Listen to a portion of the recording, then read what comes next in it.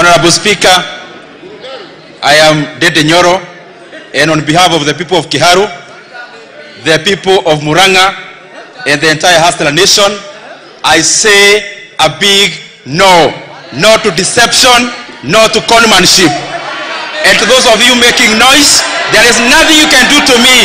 Cowards, traitors, sellouts.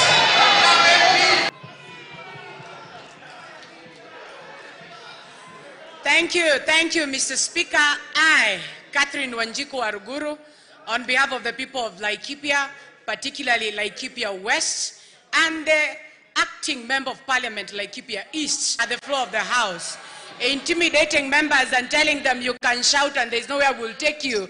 Please, kamata dawa yako pole pole, kimeumana. Gonjiri ako ndani ya yes, nothing you can do, Titi Nyoro.